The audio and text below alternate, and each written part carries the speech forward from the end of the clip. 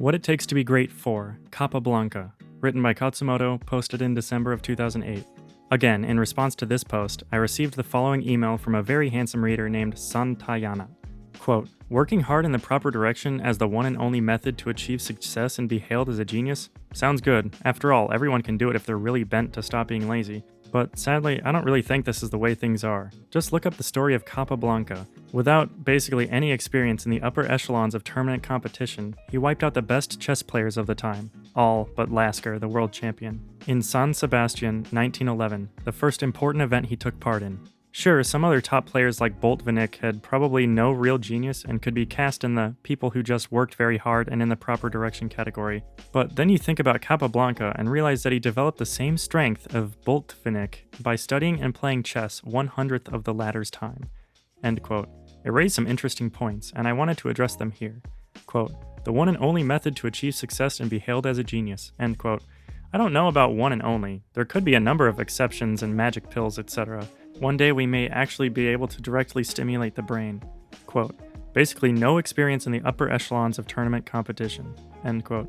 That's like saying Khatzumoto's a genius. He had no experience ever writing a Japanese novel until he wrote one. Yeah, but by then he had read like 3,000 books in Japanese and had a Japanese blog. Kappa had experience in chess. That seems like more than enough. Quote, 1911, the most important event he took part in. End quote.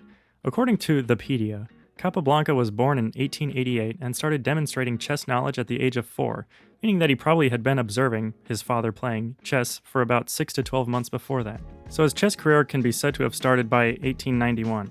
By 1911, this kid had already been playing 20 years of chess. Even his big wins as a teenager all come after 10-odd years of experience. He easily had 10,000 plus hours under his belt. It doesn't seem that magical to me at all. Also, 4-year-olds and newbies of all ages tend to say the same really amazing seeming, supposedly prodigy-like things, like pointing out violations of chess rules as Kappa did, for at least 4 reasons that come to mind. 1. They don't yet have full social training in shutting up and sitting down, self-editing/self-inhibition. 2. They tend to have a healthy, natural, carefree confidence in themselves and their own opinions. A lot of adults with the same brief chess experience might observe the violation but assume that they were wrong because adults have learned to give precedence to authority over logic. Do you have the guts to stand up and tell Stephen Hawking that the numerator and denominator on his little equation are switched around? At your next Pentagon briefing, is your colonel self going to tell the 4-star general that his satellite photos are upside down and of the wrong province? More likely than not, you'll shut up and / give him the benefit of the doubt. 3. They, small children and newbies, tend to apply rules with a logic and uniformity that is untempered by exceptions and the aforementioned social conformity. 4. Small children especially get treated better emotionally. Their egos are protected as a matter of social custom. In general, a small child learning an advanced or complex skill is highly likely to receive rapt attention and ecstatic praise, even for only partially correct execution. Furthermore, unless life and limb are at risk, she is unlikely to be scolded for a blatant error, because, after all, she's just a kid. At the other extreme, adults and older children face mockery and derision for even the slightest error. When they do execute correctly, praise is neither readily forthcoming nor particularly effusive. The difference in resulting confidence is like night and day. It's the difference between becoming a pro chess player and not becoming a pro chess player. Speaking of untempered logic, at many points throughout my life, I have personally had the experience of pointing out blindingly simple, obvious things to experts who should, and generally do, know better. I once had an antiques expert explain to me the history of an old plate and how this very plate had been made in the 1700s and used by Napoleon's uncle's baby mama's cousin or something, and then I looked at the underside of the plate and asked her, how come it says 1922 on the bottom? Does that make me an antiques genius?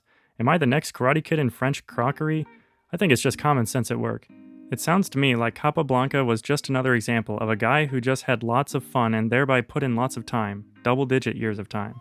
I love his react attitude to the whole thing. Chess is not a difficult game to learn, and it is an enjoyable game to play.